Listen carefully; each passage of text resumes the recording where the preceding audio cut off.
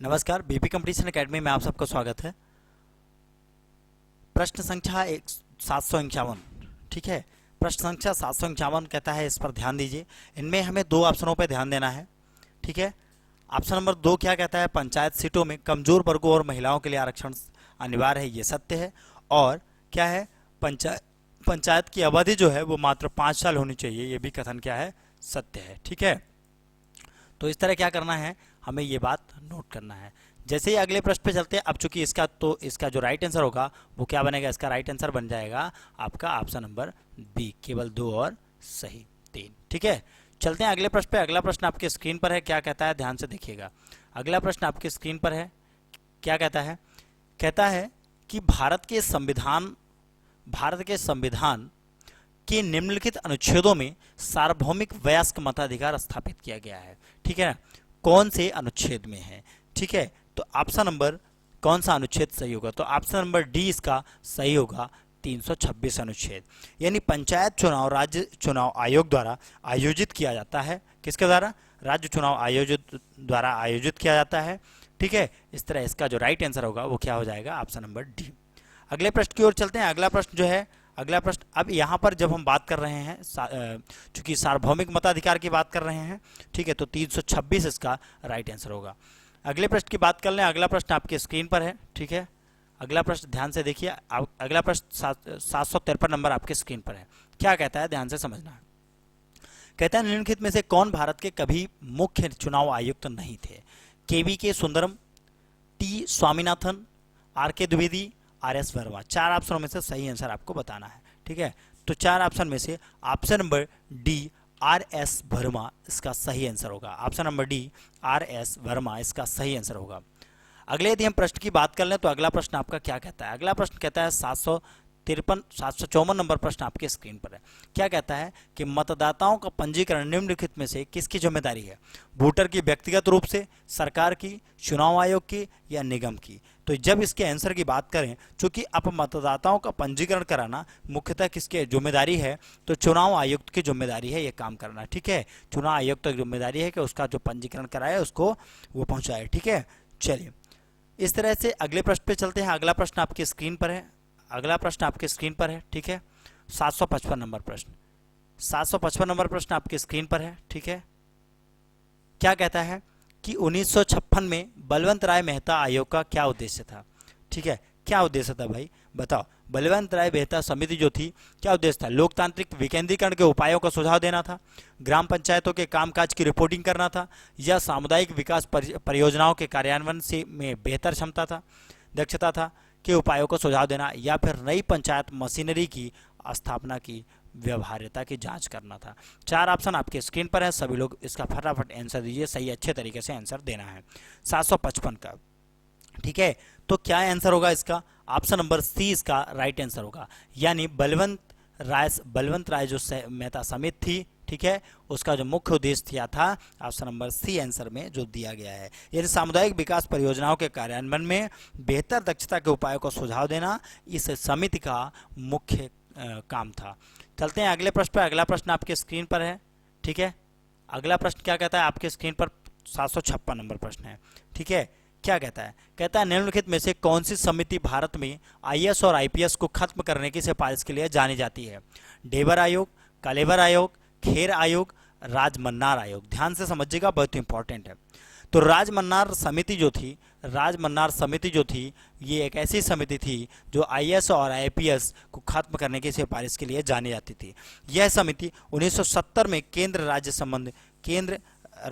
संबंध पर बनाई गई थी। समझ में आ रही बात ना। चलिए अगले प्रश्न की ओर चलते हैं। अगला प्रश्न आपकी स्क्रीन पर है, 757 नंबर प्रश्न आपकी स्क्रीन पर है। क्या कहता है, कहता है कॉलेज के छात्र नामांकन की वैधता का फैसला करने के लिए निम्नलिखित में से कौन सी सबसे महत्वपूर्ण शर्त है जो अपने शहर की नगर परिषद के लिए चुने जाने की चाहत रखती है। ठीक है, उसे क्या होना चाहिए, अपना ऑप्शन नंबर ए, उसे अपने कॉलेज के प्रिंसिपल से अनुमति प्राप्त होती है, वह एक राजनीतिक पार्टी का सदस्य है, उसका नाम मतदाता सूची में आता है, वह भारत के संविधान के निष्ठा के कारण एक घोषणा प्रस्तुत करता है। 4 ऑप्शन में जो सही आंसर है आपको करेक्ट करके बताना है। तो ऑप्शन नंबर सी इसका सही आंसर है, यानी उसका नाम मतदाता सूची में आता है। ये कॉलेज के नामांकन की बात जब की वैधता का फैसला किया जाता है। तो ऑप्शन नंबर सी हो गया। अगले प्रश्न की बात करें, अगला प्रश्न आपके स्क्रीन पर है, ठीक है, 758 नंबर प्रश्न। क्या कहता है, ध्यान से समझिएगा। कहता है निम्नलिखित में से कौन सा भारत के सुप्रीम कोर्ट के सलाहकार क्षेत्राधिकार का सही निहितार्थ है। ठीक है, क्या ऑप्शन नंबर ए, यह मांग पर भारत के राष्ट्रपति को सलाह देता है, यह कानूनी मामलों पर भारत के प्रधानमंत्री को सलाह देता है, यह सभी संवैधानिक मामलों पर भारत सरकार को सलाह देता है, या उपरोक्त सभी। 4 ऑप्शनों में से सही आंसर आपको देना है। तो ऑप्शन नंबर ए इसका सही आंसर होगा, यह मांग पर भारत के राष्ट्रपति को सलाह देता है। किसको देता है, भारत के राष्ट्रपति को सलाह देता है। बात समझ में आ रही ना, सलाह क्षेत्राधिकार, ठीक है, सुप्रीम कोर्ट के सलाह क्षेत्र। तो इस तरह से अगले प्रश्न की ओर चलते हैं। अगला प्रश्न आपके स्क्रीन पर है, क्या कहता है अगला प्रश्न, 759 नंबर प्रश्न है। क्या कहता है, कहता है निम्नलिखित में से क्या संवैधानिक निकाय नहीं है। चुनाव आयोग, संघ लोक सेवा आयोग, नीति आयोग, वित्त आयोग। 4 ऑप्शनों में से आपको सही आंसर आपको बताना है। तो जब 59 की बात करें, 759 नंबर की बात करें, तो इसका सही आंसर क्या हो जाएगा, इसका जो सही आंसर बनेगा option number C, NITI Aayog बनेगा। क्या बनेगा, ऑप्शन नंबर सी इसका नीति आयोग बनेगा। समझ में आ रही ना, ये नीति आयोग भारत सरकार द्वारा बनाया गया एक आयोग था। क्या था, नीति आयोग भारत सरकार द्वारा बनाया गया एक आयोग था। अगले प्रश्न की यदि हम बात करें, अगला प्रश्न आपके स्क्रीन पर है, 760 नंबर प्रश्न है। ठीक है, क्या कहता है, जापान, क्या कहता है, इसका जापान, फ्रांस, स्पेन और इटली, ये बता रहा है कि डाइट किस देश की संसद का नाम है। किस देश की संसद का नाम है डाइट। जब डाइट नाम आ जाता है तो जापान हमें याद हो जाना चाहिए। तो डाइट किस देश की संसद का नाम है, तो जापान की संसद का नाम है। चलते हैं अगले प्रश्न पर, ठीक है, चलते हैं हम अगला प्रश्न पर। अगला प्रश्न क्या कहता है, अगला प्रश्न कहता है 761 नंबर प्रश्न है। क्या कहता है बेटा, ये कहता है, इस प्रश्न का कहना है कि अनुच्छेद 352 के तहत आपातकाल की तीसरी घोषणा, आपातकाल की तीसरी घोषणा भारत के राष्ट्रपति द्वारा की गई थी, जिसमें निम्नलिखित आधार पर शामिल है। बाहरी आक्रमण, आंतरिक अशांति, वित्तीय अस्थिरता, राजनीतिक अस्थिरता। 4 ऑप्शनों में से सही आंसर आपको करेक्ट करके बताना है। तो ऑप्शन नंबर बी जो है इसका सही आंसर होगा, आंतरिक अशांति। क्या होगा, ऑप्शन नंबर बी इसका सही आंसर होगा, आंतरिक अशांति। समझ में आ रही ना बात आपको। चलिए अभी जल्दी आप सभी लोग अच्छे से इसको पढ़ते रहें, ठीक है। जल्दी अभी एक लूसेंट का टेस्ट स्टार्ट होने वाला है। लूसेंट किताब हर किसी के पास होती है। हम आपको प्रश्न देंगे, आप हमें आंसर देंगे, ठीक है। हम आपको उसका आंसर भी तय करेंगे। डेली इसी तरह का चलेगा, 30 से 40 क्विज उसमें होंगे, ठीक है। वो रात में होंगे आराम से, ठीक है, जब सोना हो, ठीक है, तो आप उसको देखो, वो कैप्सूल टाइप का रहेगा। सोना हो तो आप उसको देखो और सीधा सो जाओ, ठीक है। तो इस तरीके से हमको क्या करना है, अच्छे से पढ़ना है, ठीक है। या फिर मॉर्निंग में कर देंगे, उठते ही नाश्ता ले लेना है उसका, ठीक है बेटा। चलो आप लोग अपना सुझाव दे दीजिएगा कमेंट में, है ना, कि आप क्या चाहते हो, ठीक है। चलिए अगले प्रश्न की बात करते हैं। आंतरिक अशांति हो गया। अगले यदि प्रश्न की बात करते हैं तो अगला जो प्रश्न है 162 नंबर। अगला प्रश्न 162 नंबर क्या कहता है, 762 नंबर प्रश्न क्या कहता है, ध्यान से समझना है। कहता है गलत तरीके से हिरासत के खिलाफ निम्नलिखित रिट जारी कौन करता है। परमादेश, बंदी प्रत्यक्षीकरण, निषेध, अधिकार पृष्ठा, ठीक है। इस तरीके से ऑप्शन क्या करना है आपको, सही आंसर आपको बताना है, ठीक है। सही आंसर क्या करना है आपको बताना है, ठीक है बेटा। चलो तो अब क्या करना है, इसमें सही आंसर की जब बात कर लें तो बंदी प्रत्यक्षीकरण, गलत तरीके से हिरासत में बंदी प्रत्यक्षीकरण रिट जारी होता है, ठीक है। गलत तरीके से हिरासत होती है। तो अगले प्रश्न की बात कर लें, ये प्रश्न का क्या होगा, ऑप्शन नंबर बी इसका सही आंसर होगा, बंदी प्रत्यक्षीकरण। अगले यदि प्रश्न की बात करें, अगला प्रश्न क्या कहता है, 763 नंबर। भारत में वर्तमान में लोगों को सार्वजनिक हित प्रकटीकरण करने वाले लोगों की सुरक्षा के साथ अनुचित उत्पीड़न से ईमानदार अधिकारियों की रक्षा करने की आवश्यकता है। इस संदर्भ में निम्नलिखित बयान पर विचार करें। वेस्टल ब्लोअर्स द्वारा शिकायतों के बारे में अब तक कोई संविधिक विनियमन नहीं है। केंद्र और राज्य सतर्कता आयोग की शक्तियां सार्वजनिक अधिकारों को सुधारात्मक कार्रवाई की सिफारिश करने के लिए प्रतिबंधित है। इन दो कथनों में से जो सही कथन हो आपको आंसर देना है। तो यदि भी सही कथन की बात करें तो ये दो के दोनों कथन हमारे सही हैं, यानी ऑप्शन नंबर सी जो है इसका क्या होगा, ऑप्शन नंबर सी जो है इसका क्या होगा, राइट आंसर बनेगा। समझ में आ रही ना। चलिए अगले प्रश्न की बात कर लें। अगला प्रश्न हमारा 764 नंबर प्रश्न है। कहता है मिस्र की संसद के उच्च सदन का नाम क्या है। मिस्र की संसद के उच्च सदन का नाम क्या है। सूरा परिषद है, ठीक है, मजलिस अल साब है, या फिर देवान रक्यात है, या फिर मजलिस अल नुबाब है। 4 ऑप्शनों में से आपको सही आंसर आपको बताना है। 4 ऑप्शनों में से क्या करना है, सही आंसर आपको बताना है। ऑप्शन नंबर ए इसका सही आंसर होगा सूरा परिषद। ध्यान से समझना, ऑप्शन नंबर ए इसका क्या होगा, सही आंसर होगा सूरा परिषद। अब ध्यान से समझना, मिस्र की संसद की स्थापना 1866 में हुई। कब हुई, 1866 में हुई। यह मिस्र की राजधानी कायरो में है। कहाँ है, मिस्र की राजधानी कायरो में है। तो इस तरह से इसका राइट आंसर क्या होगा, ऑप्शन नंबर ए।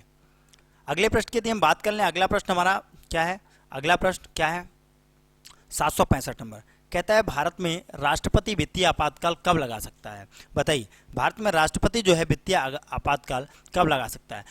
अगर उसे लगता है, 4 शर्तें दी हुई, अगर उसे लगता है कि वित्तीय स्थिरता का खतरा है तब लगा सकता है, या सरकारी व्यवसाय करने के असाधारण खर्चों को पूरा करने के लिए लगा सकता है, यदि मंत्री परिषद को सीएजी से एक रिपोर्ट मिलती है और इसकी सिफारिश की जाती है तब लगा सकता है, या राज्य बहुमत से सिफारिश करते हैं तब लगा सकता है। 4 ऑप्शनों में से सही आंसर आपको बताना है।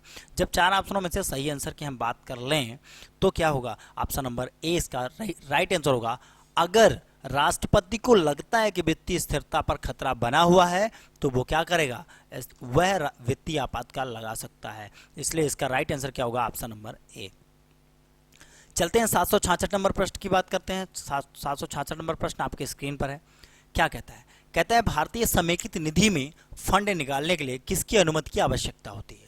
भारतीय समेकित निधि में फंड निकालने के लिए किसकी अनुमति की आवश्यकता होती है, राष्ट्रपति की, संसद की, मंत्रिपरिषद की, उपरोक्त सभी की। 4 ऑप्शनों में से सही आंसर आपको बताना है। तो जब 766 नंबर की बात की जाए तो चूंकि जब इसमें समेकित निधि फंड की बात कर रहा है और बोल रहा है किसकी अनुमति की आवश्यकता होती है, तो जाहिर सी बात है कि प्रेसिडेंट की आवश्यकता होगी, यानी राष्ट्रपति की आवश्यकता होगी, राष्ट्रपति की आवश्यकता होगी। यानी राष्ट्रपति समेकित निधि में फंड निकालने के लिए संसद की अनुमति की आवश्यकता होती है इनको। चलते हैं अगले प्रश्न की ओर। अगला प्रश्न आपके स्क्रीन पर है। क्या कहता है, ठीक है, 767 नंबर। कहता है महात्मा गांधी नरेगा भारत सरकार द्वारा संविधान के निम्नलिखित में से किन प्रावधानों को ध्यान में रखते हुए शुरू किया गया था। मौलिक अधिकार, मौलिक कर्तव्य, नीति निर्देशक सिद्धांत, या फिर उपरोक्त सभी। 4 ऑप्शन आपके स्क्रीन पर है, सभी लोगों को राइट आंसर देना है। ठीक है, सभी लोगों को क्या करना है, राइट आंसर का देना है। तो जब ऑप्शन की बात करें, भारतीय महात्मा गांधी नरेगा भारत सरकार द्वारा संविधान के निम्नलिखित प्रावधानों की बात कर लें तो इसका राइट आंसर क्या होगा, इसका राइट आंसर हो जाएगा चारों। क्या हो जाएगा, मौलिक अधिकार भी सही है, और इसका मूल कर्तव्य भी सही है, और नीति निर्देशक सिद्धांत भी सही है। यानी महात्मा गांधी नरेगा भारत सरकार द्वारा संविधान में उल्लिखित राज्य के नीति निर्देशक सिद्धांतों को ध्यान में रखते हुए शुरू किया गया। चलते हैं अगले प्रश्न की ओर। अगला प्रश्न आपका 768 नंबर आपके स्क्रीन पर। सभी लोग बहुत अच्छा आंसर दे रहे हैं, सभी लोग आंसर देते रहिए। सुरक्षा का अधिकार, सूचना का अधिकार, चुनने का अधिकार, सुनने का अधिकार, निवारण का अधिकार निम्नलिखित में से किसके आवश्यक घटक हैं। मौलिक अधिकार के, उपभोक्ता संरक्षण अधिनियम के, अनिवार्य वस्तु अधिनियम के, या भ्रष्टाचार अधिनियम। एक बार फिर समझते हैं, सुरक्षा का अधिकार, सूचना का अधिकार, सुनने का अधिकार, चुनने का अधिकार, निवारण का अधिकार, ये किस पे है। ठीक है, तो जब इतने सारे अधिकार की बात करें तो उपभोक्ता संरक्षण अधिनियम इसका सही आंसर बनेगा। Option number B. वही लोग मौलिक अधिकार लगाए हैं, लेकिन ध्यान देना ऑप्शन नंबर बी इसका सही होगा, उपभोक्ता संरक्षण अधिनियम, ये इसका राइट आंसर होगा। चलते हैं अगले प्रश्न की ओर। अगला प्रश्न 769 नंबर प्रश्न आपके स्क्रीन पर है। क्या कहता है, कहता है निम्नलिखित में से भारत के कौन से प्रधानमंत्री कभी किसी राज्य के मुख्यमंत्री नहीं रहे। मोरारजी देसाई, चंद्रशेखर, बीपी नरसिंह राव। 4 ऑप्शन है, 4 ऑप्शन में से सही आंसर आपको बताना है। जब सही आंसर की बात करें तो जल्दी से आपको सही आंसर बता ही देना है फिर। ठीक है, तो जब सही आंसर की बात करें तो क्या होगा, ऑप्शन नंबर बी चंद्रशेखर इसका राइट आंसर होगा। यानी चंद्रशेखर 10 नवंबर, ऑप्शन नंबर बी जो है चंद्रशेखर राइट आंसर होगा। यानी चंद्रशेखर 10 नवंबर 1990 से लेकर 21 जून 1991 तक भारत के प्रधानमंत्री रहे।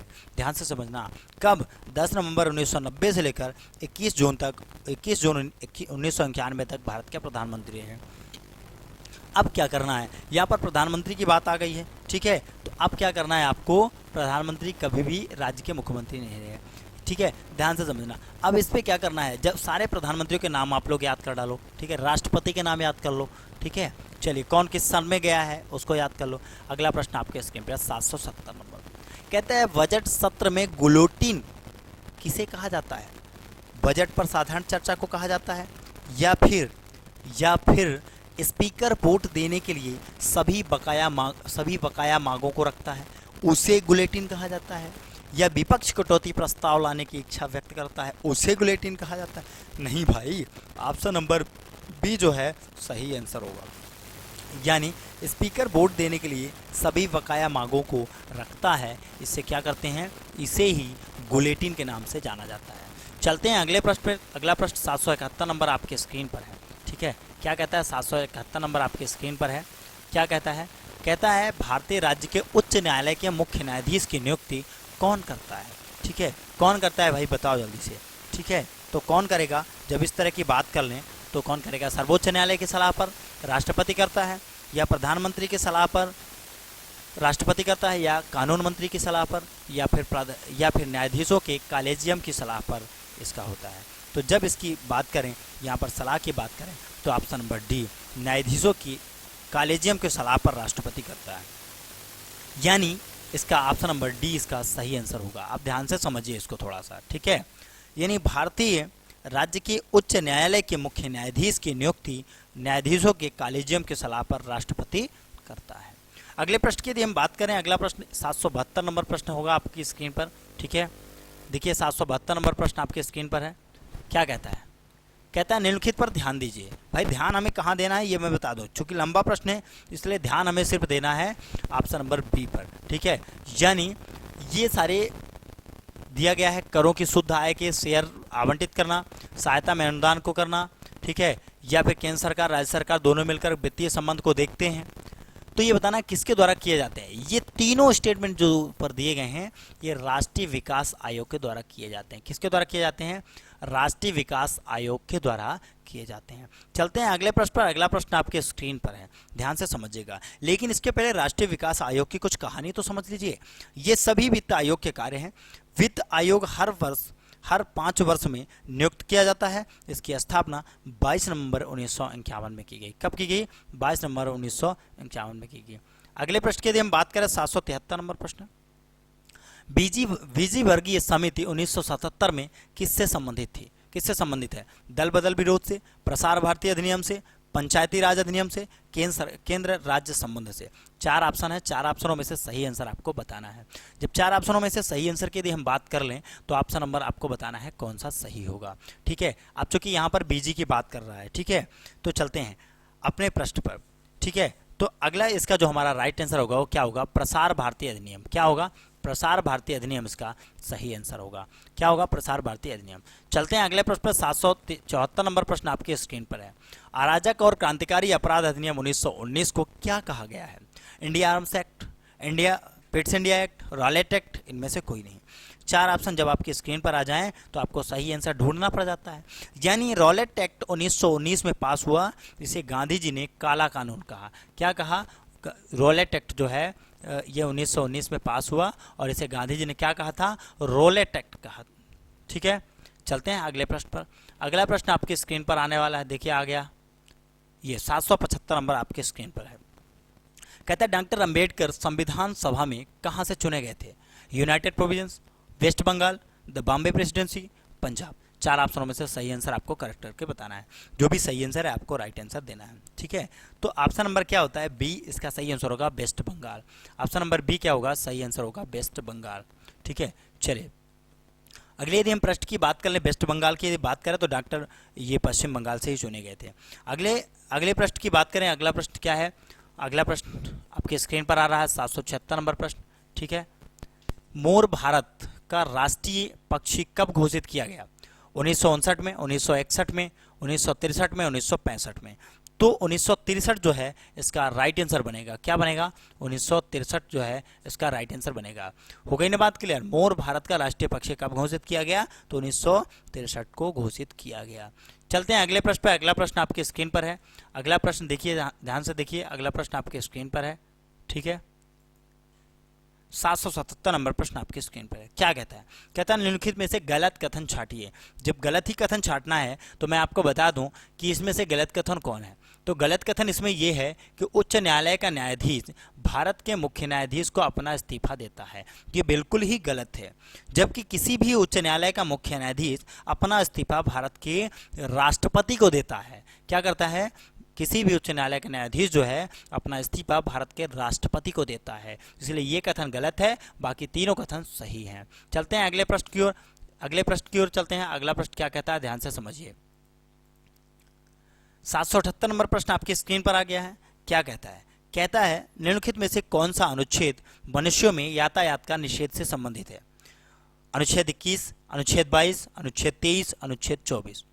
जब यहाँ पर यातायात निषेध की बात करें तो अनुच्छेद 23 जो है इसका सही आंसर होगा। क्या होगा? अनुच्छेद 23 जो है इसका सही आंसर होगा। यानी अनुच्छेद 23 और 24 शोषण से विरुद्ध अधिकार से संबंधित है। अनुच्छेद 23 मानव क्षेत्र में यातायात और बंधुआ मजदूरी के अंत से संबंधित है।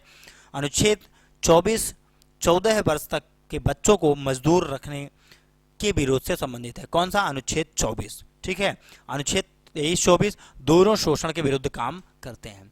चलते हैं अगले प्रश्न की ओर। ठीक है, इसका सी ऑप्शन सही था। अगले प्रश्न की ओर चलते हैं। 779 नंबर प्रश्न कहता है निम्नलिखित में से कौन राष्ट्रीय मानवाधिकार आयोग का चेयरमैन हो सकता है?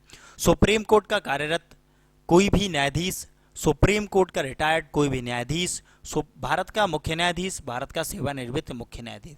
4 ऑप्शनों में से जो भी आंसर सही है उसको आपको करेक्ट करके बताना है। तो ऑप्शन नंबर डी इसका क्या होगा? सही आंसर होगा भारत का सेवानिवृत्त मुख्य न्यायाधीश। ऑप्शन नंबर डी क्या होगा? सही आंसर होगा। यानी राष्ट्रीय मानवाधिकार आयोग की स्थापना 1993 में हुई और इसका चेयरमैन सुप्रीम कोर्ट का सेवानिवृत्त मुख्य न्यायाधीश हो सकता है। ठीक है, चलते हैं अगले प्रश्न पर। अगला प्रश्न आपकी स्क्रीन पर है। ठीक है, अगला प्रश्न आपकी स्क्रीन पर 780 नंबर है। निम्नलिखित पर ध्यान दीजिए। 3 स्टेटमेंट दिए गए हैं, मौलिक अधिकार, मौलिक कर्तव्य, नीति निर्देशक तत्व। बहुत बेसब्री के साथ इसका इंतजार रहता है हम लोगों को। ठीक है, तो 3 स्टेटमेंट आपको दिए गए हैं। कहते हैं लैंगिक समानता का सिद्धांत इनमें से किस में है? ठीक है, तो लैंगिक समानता का अधिकार यदि हम बात करें तो मौलिक अधिकार में भी है, मौलिक कर्तव्य में भी है और नीति निर्देशक सिद्धांत में भी है। इसलिए ऑप्शन नंबर डी इसका सही आंसर होगा 1, 2, 3। ऑप्शन नंबर डी इसका सही आंसर होगा 1, 2, 3। आप सभी लोग अच्छे से इस तरह के प्रश्नों को देते रहें। ठीक है, सभी लोग संडे की अच्छे से तैयारी करते रहें ताकि संडे को 100 में 100 लाना है। ठीक है बेटा, संडे को 100 में 100 लाना है। बस प्रकृति इस बार संडे की चेंज रहेगी कि आपको आंसर शीट उपलब्ध कराई जाएगी, ना कि रिजल्ट। आपको क्या किया जाएगा? आंसर शीट उपलब्ध कराई जाएगी। सभी लोग क्या करना है? आंसर शीट जो है अपने हिसाब से यूज कर लें। ठीक है बेटा, चलो 1 मिनट। ठीक है, तो सभी लोग जो है तो ध्यान से देखते रहें। ठीक है, ठीक है बेटा, चलो धन्यवाद आप सबका।